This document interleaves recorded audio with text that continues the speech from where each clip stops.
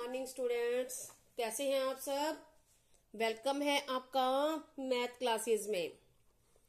अब हम करेंगे यूनिटरी मेथड। यूनिटरी मेथड यानी जिसको हिंदी में बोलते हैं एक नियम, जिसको आप इकाई वाले सम बोलते हो, स्टेटमेंट वाले सम। देखो कैसे करते हैं। इसमें ये लिखा हुआ है एक sum, if the cost of 8 books is ₹680, यानी 8 बुक्स का कॉस्ट इतना है। What will be the cost of such 15 books, 15 books का कॉस्ट कितना होगा। तो देखो आपने पहले ये सीखे कि सपोज करो बुक ऑफ 1 कॉस्ट और बुक ऑफ 8 कॉस्ट, ये होता था। तो इसमें सपोज करो 1 का है 200, तो 8 का बताना है। अब 1 से ज्यादा लेंगे हम चीजें तो पैसे ज्यादा लगेंगे, और ज्यादा के लिए हम करते हैं मल्टीप्लाई। बाहर वाले को अंदर वाले से मल्टीप्लाई कर देंगे। अब 0 2 0 आ जाएंगी, 8 2 जा 16, 1600 रुपीज आ जाएगा। आपने ये सीखा था, या फिर ये सीखा था कॉस्ट ऑफ 1 बुक, या फिर ये लिखेंगे, या आपने ये सीखा था कि cost of 8 books is equal to 1600 और find the cost of 1 book.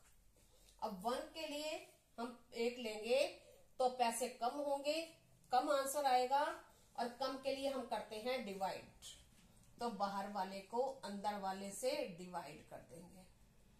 8 2 जा 16, 2 और 2 0 की 2 0। जब लास्ट में 2 0 है, इसके बाद में कोई डिजिट नहीं है, तो हम आगे वाले को मल्टीप्लाई या डिवाइड कर लेते हैं और लास्ट वाली एज इट इज 0 लगा देते हैं। अब ये था, आपने सीखा था पहले 1 का दिया था, ज्यादा का निकालना होता था, तो ज्यादा के लिए हम क्या करते हैं मल्टीप्लाई, या फिर ज्यादा का दिया होता था आपने 1 का निकालना होता था। 1 का होगा कम और कम के लिए डिवाइड। आपने बस ये माइंड में सेट करना है कि कम के लिए डिवाइड और ज्यादा के लिए मल्टीप्लाई। ये आपने कर लिया। अब हम आज सीखेंगे, आज हम क्या सीखेंगे। आज हम सीखेंगे, ये देखो जो सम दे रखा है, इसमें क्या है, 1 से ज्यादा का दिया हुआ है, यानी 8 का दिया हुआ है, और 15 का निकालना है। तो क्या है इसमें, 1 से ज्यादा का ही दे रखा है और 8 से ज्यादा का ही बताना है। तो पहले 2 चीजें हैं, आप देखो ध्यान से, 2 चीजें इसके साथ जो लिखी होती हैं, जो नंबर्स के साथ, काउंटिंग के साथ। अब काउंटिंग के साथ क्या क्या लिखा हुआ है, बुक्स और रुपीज। तो 2 चीजें हम यहाँ लिखते हैं। बच्चों को स्टेटमेंट्स बहुत टफ लगती है, लेकिन बहुत इजी है बेटा। अब देखो बुक्स और रुपीज, अब हम जहां दोनों चीजें एक साथ दे रखी हैं वो एक साथ लिखेंगे। आपने अलग अलग लाइन में से नहीं उठानी। अब इसमें क्या दे रखा है, बुक्स कितनी है 8, तो बुक्स के नीचे 8 लिख दो।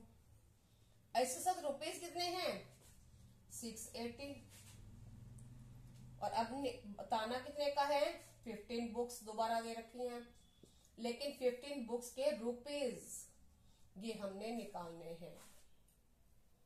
जब आप ऐसे लिख लेते हो तो आपका स्टेटमेंट बनाने का मेथड बिल्कुल तैयार हो गया, बिल्कुल इजी हो गया।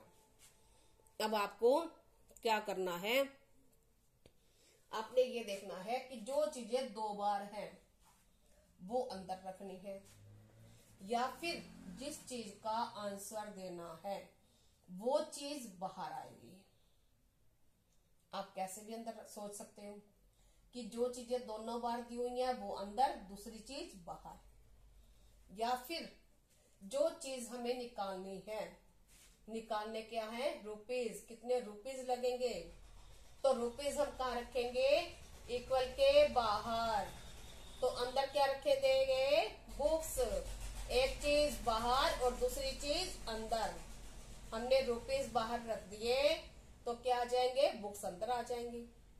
अब हम स्टेटमेंट लगाएंगे। स्टेटमेंट कैसे लगाते हैं, जहां दोनों चीजें आमने सामने लिखी हैं उन्हीं को उठाएंगे, वहां से लिखेंगे। अब ये बाहर रखने हैं और ये अंदर।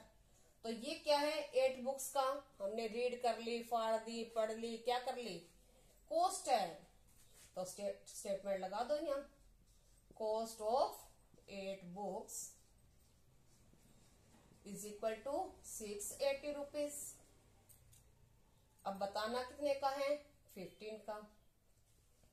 अब एक चीज और ध्यान रखनी है, जब 1 से ज्यादा का दिया हो और 1 से ज्यादा का ही बताना हो तो हम बीच में 1 का बताएंगे।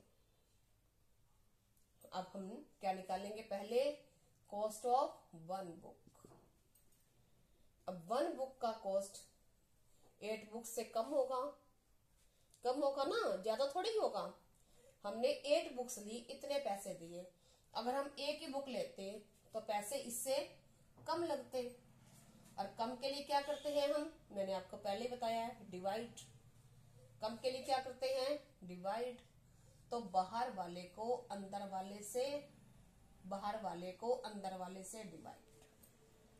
अब हमारा यहीं तक सम है तो हम डिवाइड कर देंगे, लेकिन हमारा सम आगे चल रहा है तो क्या करेंगे, इसको बाय में करके छोड़ देंगे। बाय में कर दिया, इसका मीन्स होता है ये डिवाइड। ये हो गया हमारा 1 बुक का, यानी 1 बुक लेंगे तो हम इतने पैसे देंगे, इतने रुपीस देंगे। अगर हम 15 लेंगे तो 1 से ज्यादा देने पड़ेंगे या कम देने पड़ेंगे। एक बुक ली हमने, इतने पैसे दिए, इतने रुपीस दिए, तो 15 लेंगे तो ज्यादा देने पड़ेंगे। और ज्यादा के लिए क्या करते हैं, मल्टीप्लाई। तो इसको इससे मल्टीप्लाई। अब ऊपर लिखते हैं तो मल्टीप्लाई, नीचे आ जाएगा तो डिवाइड। अगर आप इसको ऐसे लिख दोगे तो ये डिवाइड में चला जाएगा। आपने यहां ध्यान रखना है, क्या करेंगे, इसको ऊपर रखेंगे। तो क्या करेंगे, अब इसको काटेंगे, ये कट जाएगा, 8 8 जा 64 और 8 5 जा 40। अब इसको इससे मल्टीप्लाई कर देंगे और हमारा आंसर आ जाएगा।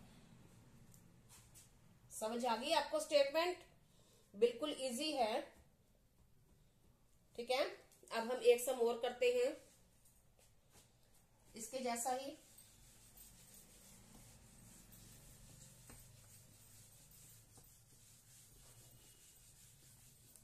क्या करते हैं हम, the cost of 5 tables is rupees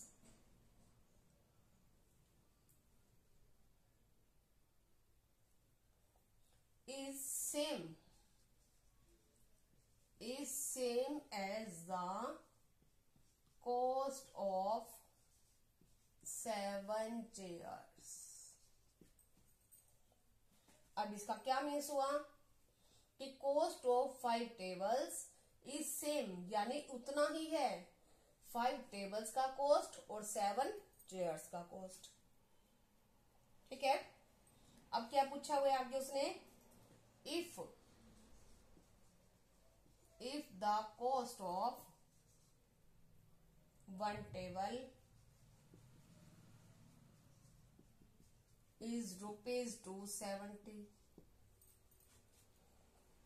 then find the cost of 1 chair। अब हमारे पास उसने क्या कहा है, सबसे पहले 5 tables का कॉस्ट और 7 chairs का कॉस्ट सेम है। 1 table का कॉस्ट है 270, तो 1 chair का कॉस्ट बताना है। अब सबसे पहले हम क्या निकालेंगे, देखो जो बात दे रखी है उसने क्या कहा है, कि इनका सेम है, लेकिन कॉस्ट दे किसका रखा है, टेबल का। अब टेबल्स है कितनी, टेबल्स कितनी है, 5, टेबल 5 है, तो हम 5 टेबल का कॉस्ट निकालेंगे। तो हम क्या निकालेंगे, कॉस्ट ऑफ 1 टेबल इज ₹270 और कॉस्ट ऑफ 5 टेबल्स। तब 5 का ज्यादा होगा 1 से, तो ज्यादा के लिए क्या करते हैं, मल्टीप्लाई। इसको हमने इससे मल्टीप्लाई कर दिया, ये हमारा आंसर आ गया 5 0 जा 0, 5 7 जा 35 और 5 2 जा 10 और 3 13। सॉरी ये 1 है, कोई बात नहीं, अगर यहाँ 7 है तो हमने ये कर दिया। अब उसने ये कहा है कि इतने रुपीज है। अब 5 टेबल्स का कॉस्ट आ गया हमारे पास। अब निकालना किसका है, हमने निकालना तो टेबल का तो निकालना ही नहीं, निकालना किसका है, चेयर का। तो उसने क्या, अब चेयर का कैसे निकालेंगे, अब उसने क्या कहा है कि cost of 5 tables is equal to cost of 7 chairs, यानी इसका 5 टेबल्स का और 7 चेयर्स का कॉस्ट सेम है। तो अब ये 5 टेबल्स का है 350, तो इसका कितना हो गया, 7 का 350, सॉरी 1350, तो 1350 ये हो गया 7 का। अब टेबल का निकालना है, टेबल का तो निकालना ही नहीं है, हमें चेयर का निकालना है, कितने का, 1 का। अब हमारे पास है कितना, 7 का, तो हम 1 का निकाल लेंगे। तो क्या निकालेंगे, cost of 7 chairs is equal to 1350 और कॉस्ट ऑफ 1 चेयर। अब 1350 डिवाइड 7, क्योंकि 1 का कॉस्ट कम होगा तो हम इसको डिवाइड कर देंगे और हमारा आंसर आ जाएगा। ठीक है, अब आ गया सबको। अब एक सम और करेंगे हम।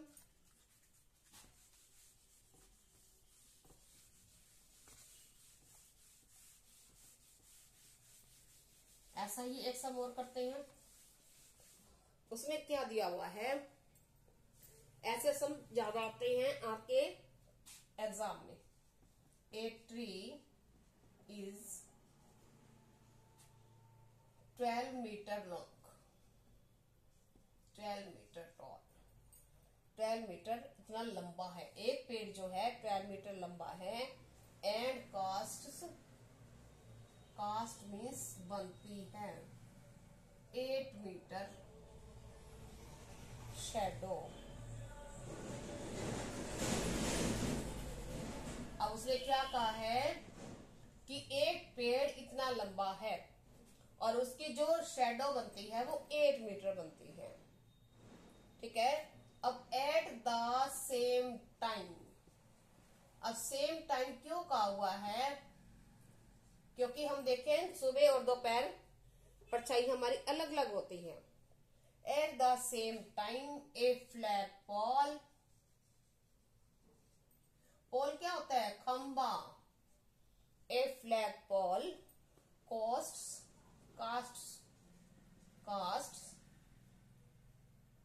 ए 100 मीटर शैडो।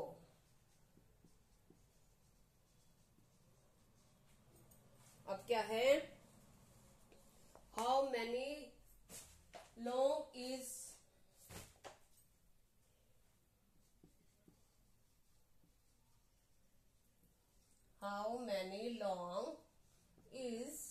पोल, पोल की लेंथ बतानी है। अब दे क्या रखा है हमें, उसने ये कहा है कि ट्री इतने मीटर लंबा है, उसकी लेंथ इतनी है, तो उसकी शैडो इतनी है। तो उसी टाइम पे अगर उसकी पोल की शैडो इतनी है तो उसकी लेंथ कितनी होगी। अब दो चीजें हैं, कौन कौन सी इसके साथ लिखी हुई, क्या है हमारी लेंथ और क्या है, शैडो। अब लेंथ है हमारी 12, तो शैडो है 8 मीटर। और यहां क्या दे रखा है, शैडो दे रखी है, शैडो दे रखी है 100 मीटर और लेंथ बतानी है। वही दो चीजें हो गई। अब क्या करोगे, कौन सी चीज अंदर रखोगे, ये अंदर रखेंगे और इसको कहां रखेंगे, बाहर। अब यहाँ क्या स्टेटमेंट, ये आमने सामने है, यहां से उठाएंगे, ये अंदर और ये बाहर। तो अंदर क्या रखेंगे, लेंथ। तो हम क्या रखेंगे, इफ लेंथ 12 मीटर देन, ये तो इसकी शैडो थी, सॉरी शैडो थी और हमें लेंथ बतानी थी। शैडो है 100 मीटर, तो हमें लेंथ बतानी है।